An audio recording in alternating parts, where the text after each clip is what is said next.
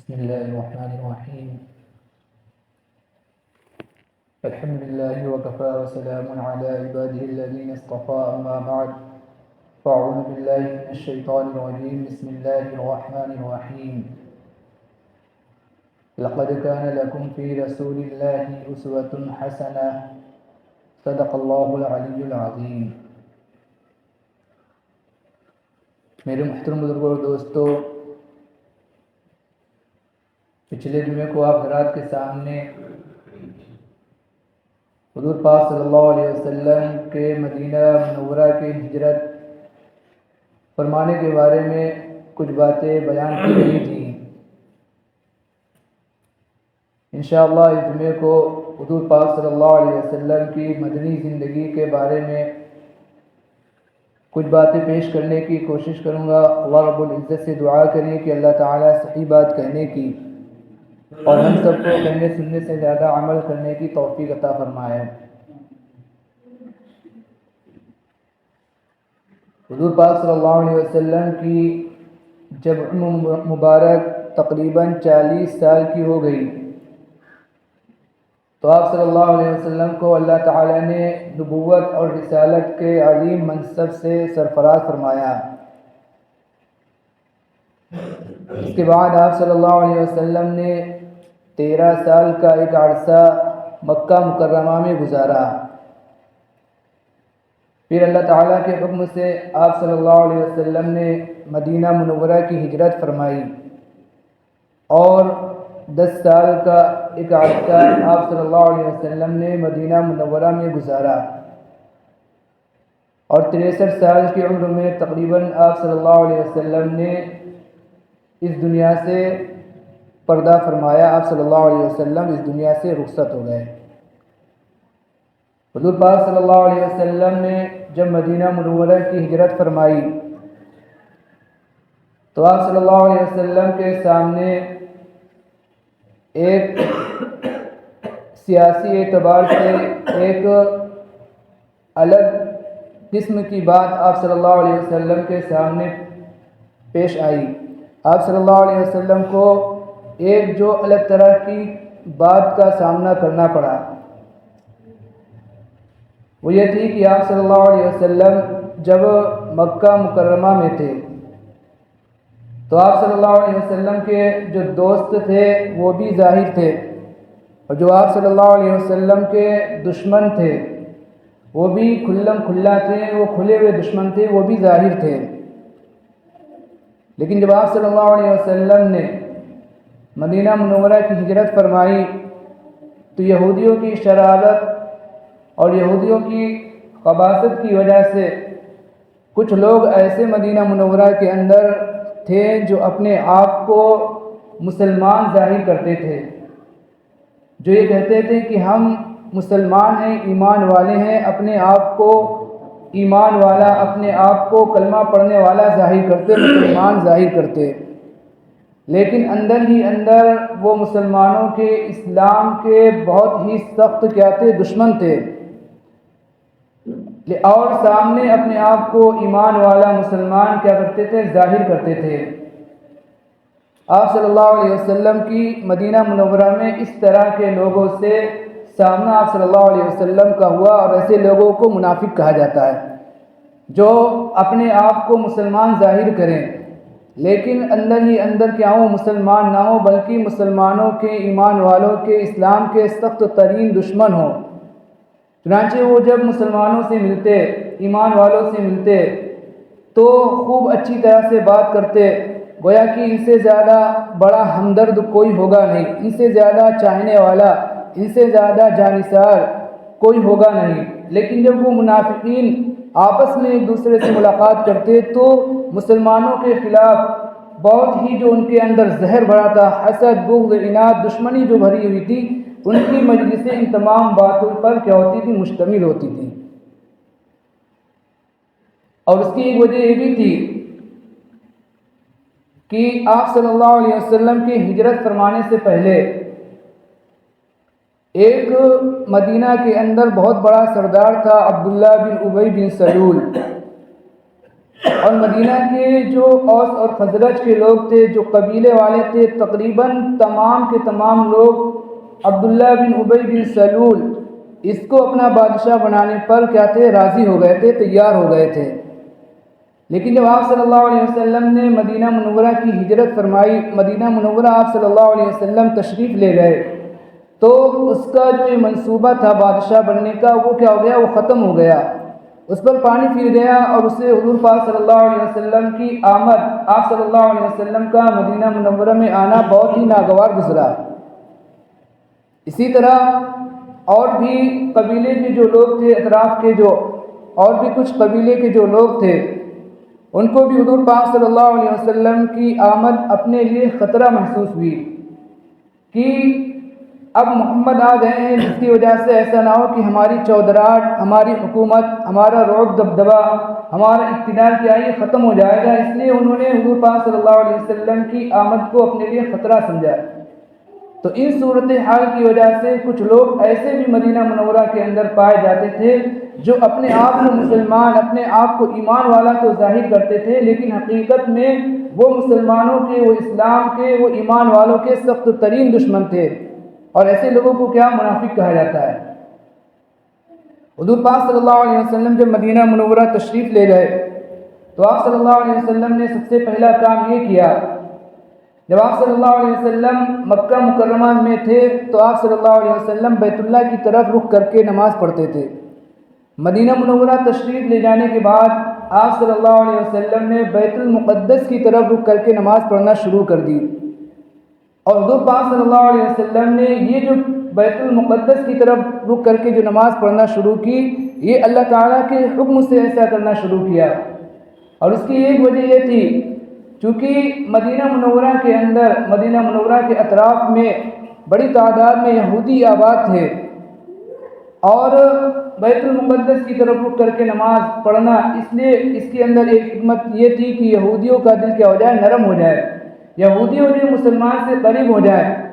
اور انہیں اس بات کا احساس ہو جائے کہ مسلمانوں کا جو ہم سے کوئی ٹکراؤ نہیں ہے، یہاں تک کہ ہمارا جو قبلہ ہے بیت المقدس، وہ اور مسلمانوں کا جو قبلہ ہے بیت المقدس، وہ کیا ہے، دونوں ایک ہی قبلے ہیں، دونوں کے قبلے کیا ہیں، ایک ہیں۔ اس لیے جو اس کے اندر یہ بھی حکمت تھی تاکہ یہود کیا ہو جائیں، اسلام سے قریب آئیں، مسلمانوں کے قریب آئیں، اور حضور پاک صلی اللہ علیہ وسلم نے، اور واقعہ اور حقیقت بھی یہی تھی کہ حضور پاک صلی اللہ علیہ وسلم یہودیوں سے، اہل کتاب سے لڑائی کرنا، جنگ کرنا یا ٹکرانا ان سے نہیں چاہتے تھے،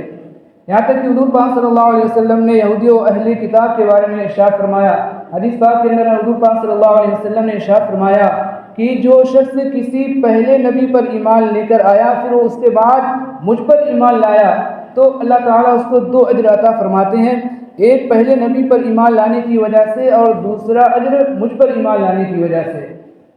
حضور پاک صلی اللہ علیہ وسلم نے اس طرح کی ترغیبی باتیں ارشاد فرمائیں تاکہ وہ قریب آئیں،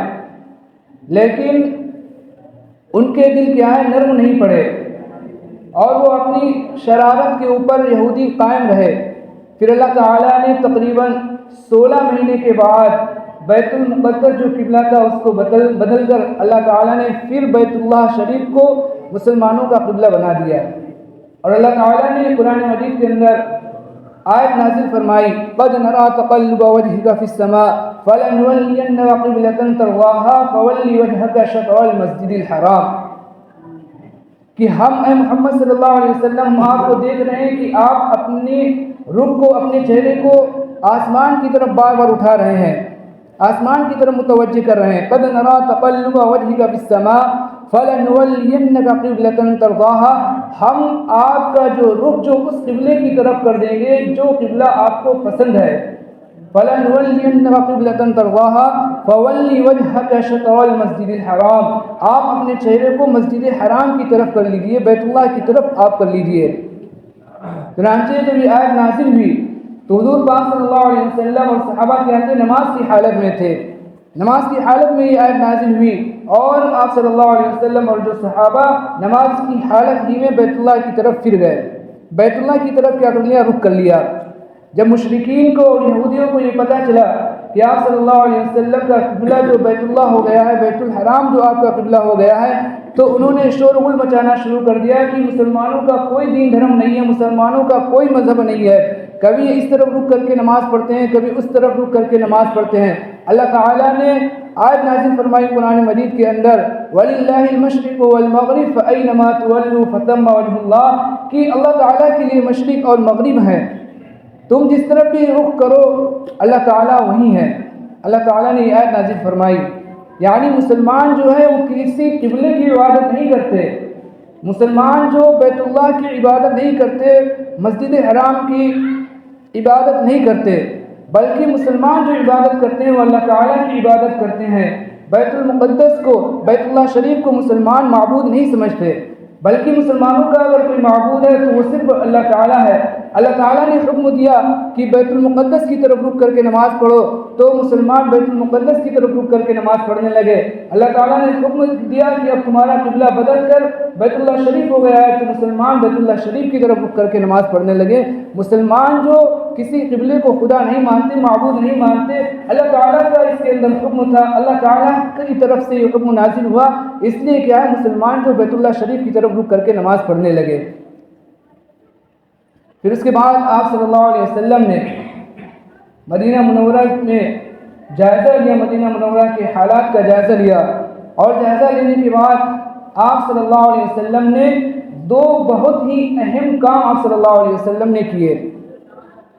آپ صلی اللہ علیہ وسلم نے سب سے پہلا اہم کام یہ کیا کہ انصار اور مہاجرین دونوں کے درمیان دینی بھائی چارہ مواخات قائم فرمائی، اس لیے کہ کسی شہر والے کے لیے، کسی قبیلے والے کے لیے، کسی ملک والے کے لیے باہر سے آنے والے کو بالکل قبول کرنا اور اپنے برابر کا درجہ دینا اور بالکل ان کو اپنے برابر شامل کرنا، یہ ایک بہت ہی مشکل کام ہوتا ہے۔ چنانچہ ہم اور آپ کو یہ بات معلوم ہوگی کہ جب ہندوستان اور پاکستان کا جب بٹوارہ ہوا اور یہاں سے ہندوستان سے جب مسلمان ہجرت کر کے پاکستان گئے اور وہ مہاجرین کہلائے گئے، تو آج بھی جو پاکستان کے اندر ان مہاجرین کے ساتھ الگ ممتاز جو معاملہ کیا جاتا ہے، ان کے ساتھ الگ برتاؤ کیا جاتا ہے۔ تو حضور پاک صلی اللہ علیہ وسلم جب مدینہ منورہ پہنچے اور آپ صلی اللہ علیہ وسلم نے مدینہ منورہ کا جائزہ لیا، تو آپ صلی اللہ علیہ وسلم نے حالت کی نزاکت کو محسوس کیا، اور آپ صلی اللہ علیہ وسلم نے مہاجرین اور انصار کے درمیان میں دینی بھائی چارہ قائم فرما دیا۔ چنانچہ ایک مجلس کے اندر جس کے اندر تقریباً 90 انصار اور مہاجرین موجود تھے، آپ صلی اللہ علیہ وسلم نے ایک انصار ایک مہاجرین کی آپ صلی اللہ علیہ وسلم نے جوڑی بنائی کہ تم دونوں آپس میں دینی بھائی ہو۔ ان دونوں کے درمیان جو آپ صلی اللہ علیہ وسلم نے دینی بھائی چارہ مواقعات آپ صلی اللہ علیہ وسلم نے قائم فرمائی، اور آپ صلی اللہ علیہ وسلم نے اتنی مضبوط مواقعات دینی بھائی چارہ قائم فرمایا کہ اگر دونوں میں سے کسی کا انتقال ہو جاتا تو ترکے کے اندر جو انتقال کرنے والے کے رشتہ داروں کو حصہ نہیں ملتا تھا، بلکہ جو اس کا دینی بھائی آپ صلی اللہ علیہ وسلم نے بنایا تھا اس کو اس کے وراثت میں ترکے میں سے حصہ ملتا تھا۔ اور یہ کئی سال تک چلتا رہا، پھر یہ کیا ہوگا، یہ ختم ہو گیا۔ اور آپ صلی اللہ علیہ وسلم نے جو دینی بھائی چارگی اور آپ صلی اللہ علیہ وسلم نے جو یہ مواقعات قائم فرمائی تھی، انصار نے ایثار اور ہمدردی کا، انصار جو تھے، انصار صحابہ جو مدینہ کے رہنے والے جو صحابہ تھے، انہوں نے ایثار اور ہمدردی کا اور قربانی کا، مہاجرین کے ساتھ قربانی کا، ایثار اور ہمدردی کا وہ جو عملی نمونہ پیش کیا، تاریخ کے اندر جس کی مثال نہیں ملتی۔ تاریخ ایسی مثالوں کو پیش کرنے سے عاجز ہے۔ اللہ تعالیٰ نے انصار مدینہ کے جو انصار صحابہ تھے، اللہ تعالیٰ نے ان کی تعریف بھی قرآن مجید کے اندر ارشاد فرمائی کہ وہ لوگ ایسے لوگ ہیں کہ خود تو فاقے کے اندر ہوتے ہیں، لیکن اپنے مہاجرین بھائی کو کیا کرتے ہیں، اپنے اوپر ترجیح دیتے ہیں، اپنے مہاجرین بھائی کو اپنے اوپر کیا کرتے ہیں، ترجیح دیتے ہیں۔ اور بہت ساری ایسی مثالیں ہیں، ان میں سے ایک مثال یہ ہے کہ حضرت عبد الرحمن بن عوف رضی اللہ تعالیٰ عنہ جو مہاجر صحابہ ہیں، ان کا جو دینی بھائی چارہ جو قائم کیا گیا، وہ جو انصار صحابہ ہیں، حضرت سعد بن ربی رضی اللہ تعالیٰ عنہ، ان کے ساتھ ان کا دینی بھائی چارہ مواقعات قائم کی آپ صلی اللہ علیہ وسلم نے۔ حضرت سعد بن ربیع رضی اللہ تعالیٰ عنہ نے حضرت عبد الرحمن بن عوف رضی اللہ تعالیٰ عنہ سے کہا کہ یہ میرا جو مال و دولت ہے، یہ جو میرا باغ ہے، آپ جو کچھ چاہے اس میں سے لے لیں، اور یہ جو میری بیویاں ہیں، 2 بیویاں ہیں، آپ جن کو پسند کریں میں اس کو طلاق دے دوں گا، اور وہ عدت گزار کے وہ آپ کے نکاح میں آ جائے گی۔ میرے محترم بزرگوں دوستوں، یہ بہت ہی دل گردے کی بات ہے، اور یہ بہت ہی دل کی بات ہے، دل گردے کی بات ہے یہ کام کرنے کی، کہ اپنی چیز کے اندر جو کسی کو اس طرح کے ساتھ اس طرح شریک کر لینا۔ ہم اور آپ دین کے اوپر نہ اپنا وقت لگانے کو تیار ہیں، اور نہ دین کے اوپر اپنا مال لگانے کو تیار ہے، اور نہ جان لگانے کو تیار ہے، اور پھر ہم یہ چاہتے ہیں کہ ہمارے ساتھ اسی طرح معاملہ کیا جائے جیسے کہ صحابہ کے ساتھ معاملہ ہوا، ہمارے ساتھ اسی طرح کی مدد اللہ تعالیٰ کی آئے جیسے کہ مدد اللہ تعالیٰ کی صحابہ کے ساتھ آئی۔ لیکن اس کے لیے سب سے پہلے ہمیں اور آپ کو اپنے اعمال کو درست کرنا ہوگا۔ صحابہ نے جو قربانیاں دی ہیں ان قربانیوں کو دیکھنا ہوگا، اور اپنی زندگی کو ان کے عمل کے مطابق، ان کی زندگی کے مطابق اپنے آپ کو ڈھالنا ہوگا۔ پھر جا کر اللہ تعالیٰ نے جو صحابہ کے ساتھ مدد فرمائی ہے وہ مدد پھر ہمارے ساتھ آئے گی۔ بہرحال حضرت عبد الرحمن بن عوف رضی اللہ تعالیٰ عنہ نے کہا کہ مجھے آپ سے کچھ نہیں چاہیے، آپ کی کوئی چیز نہیں چاہیے، مجھے اتنا بتلا دو کہ یہاں کا بازار کہاں لگتا ہے۔ چنانچہ حضرت سعد بن ربیع رضی اللہ تعالیٰ عنہ نے بازار کا پتہ بتا دیا۔ حضرت عبد الرحمن بن عوف رضی اللہ تعالیٰ عنہ بازار گئے۔ بازار میں جانے کے بعد سامان خریدتے بیچتے اس طرح آپ جو کرتے رہے، اور کچھ پیسے آپ نے نفع میں کمائے، حاصل کیے۔ اسی طرح وہ کرتے رہے، کئی مہینوں تک انہوں نے یہ کام کیا۔ اللہ تعالیٰ نے ان کو اتنا پیسہ دیا کہ انہوں نے پھر نکاح فرما لیا۔ حضرت عبد الرحمن بن عوف رضی اللہ تعالیٰ عنہ نے، حضور پاک صلی اللہ علیہ وسلم نے ان کو دیکھا، حضرت عبد الرحمن بن عوف رضی اللہ تعالیٰ عنہ کو، کہ کپڑے پر خوشبو لگی ہوئی ہے، خاص قسم کی خوشبو لگی تھی جو نکاح کے موقع پر لگائی جاتی تھی۔ حضور پاک صلی اللہ علیہ وسلم نے ان سے کہا کہ عبد الرحمن کیا تم نے نکاح کر لیا ہے؟ انہوں نے عرض کیا رسول اللہ صلی اللہ علیہ وسلم، جی میں نے نکاح کر لیا ہے۔ حضور پاک صلی اللہ علیہ وسلم نے کہا کہ مہر میں کیا چیز دی؟ انہوں نے کہا کہ میں نے جو ایک کھجور کی گٹھلی کے برابر سونا جو مہر میں دیا۔ حضور پاک صلی اللہ علیہ وسلم نے حضرت عبد الرحمن بن عوف رضی اللہ تعالیٰ عنہ سے پوچھا کہ یہ تم نے کہاں سے حاصل کیا؟ تو انہوں نے بتلایا کہ میں بازار کے اندر چیزیں خریدتا رہا، بیچتا رہا، محنت کرتا رہا، اس کے ذریعے سے یہ چیز مجھے حاصل ہوئی۔ حضور پاک صلی اللہ علیہ وسلم نے ان سے فرمایا اولم ولو بشاتین، کہ ولیمہ کر لینا، اگرچہ ایک بکری کے ذریعے سے، ایک بکری ذبح کر کے ہی ولیمہ کر لینا۔ تو سب سے پہلے آپ صلی اللہ علیہ وسلم نے یہ کام کیا۔ مدینہ منورہ میں سب سے اہم 2 کاموں میں سے ایک کام یہ کیا کہ انصار اور مہاجرین کے درمیان جو مواقعات قائم فرما دی، دینی بھائی چارہ قائم فرما دیا۔ ہم اور آپ دیکھیں اور اس بات کو ذہن میں رکھیں، اپنے ذہن کے اندر اس بات کو بٹھا لیں کہ اسلام کی ابتدا میں جو اسلام کو جو ترقی حاصل ہوئی تھی، وہ جو اس لیے حاصل ہوئی تھی کہ تمام کے تمام مسلمانوں کے دل کیا تھے؟ جڑے ہوئے تھے۔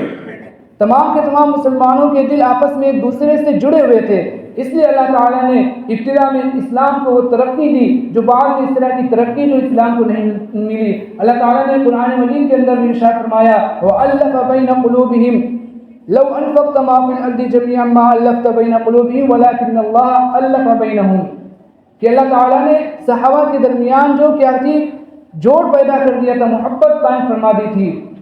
اللہ تعالیٰ نے آگے ارشاد فرمایا کہ اگر آپ زمین کے اندر جو چیز ہے وہ تمام کی تمام چیز خرچ کرنے کے بھی اگر جوڑ پیدا کرنا چاہتے تو نہیں کر سکتے، لیکن اللہ تعالیٰ نے اس طرح کا کیا کرا تھا؟ صحابہ کے درمیان جوڑ محبت پیدا فرما دی تھی، جس کا نتیجہ تھا کہ اسلام کیا تھا؟ ابتدا میں وہ ترقی اسلام نے کی جو بعد میں اس طرح کی ترقی نہیں ہوئی۔ وقت ہو گیا ہے اور بہت ساری باتیں رہ گئی، انشاءاللہ اگلے جمعے کو بیان کرنے کی کوشش کروں گا۔ اللہ رب العزت سے دعا کرے کہ اللہ تعالی ہم سب کو حضور پاک صلی اللہ علیہ وسلم کی اور صحابہ کے نقش قدم پر چلنے کی توفیق عطا فرمائے، آمین۔ وعلینا الا البلاغ المبین، جنہوں نے سنت پڑھیں